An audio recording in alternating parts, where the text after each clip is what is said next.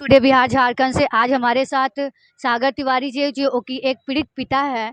उनका आरोप है कि डॉक्टर अभिषेक चाइल्ड केयर में उनकी पुत्री का इलाज में लापरवाही की गई।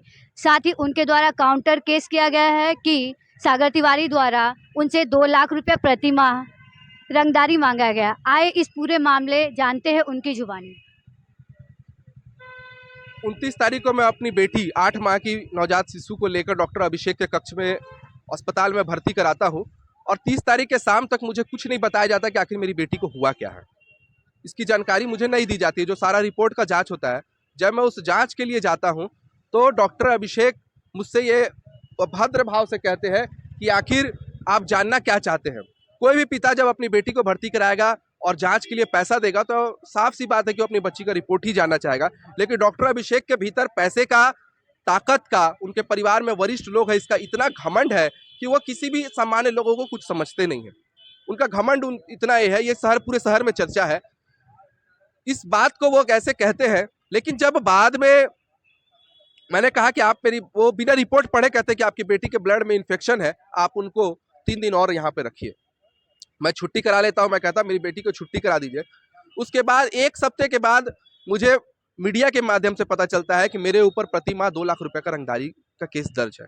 सबसे बड़ी बात है कि जिस पिता का बेटी उसके कस्टडी में हो, उस डॉक्टर के कस्टडी में हो, उसके अस्पताल में भर्ती हो, उसका बाप उससे रंगदारी कैसे मांग सकता है। यह बेवकूफियत भरी बात है कि जिसका बेटी हो, उनके हाथ में तो सब कुछ था, वो एक सुई मार के भी मेरी बेटी को मार सकते थे। ये ज्ञात तो मुझे भी था। एक पढ़ा लिखा बाप का एक अनपढ़ बाप भी होगा तो इस जगह पे रंगदारी नहीं मांग सकता।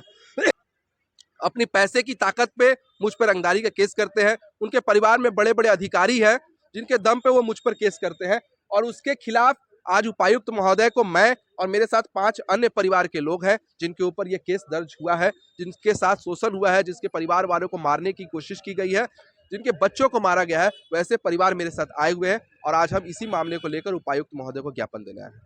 अगर इसमें कोई त्वरित कार्रवाई नहीं होती है तो आगे का आपका क्या आंदोलन रहेगा?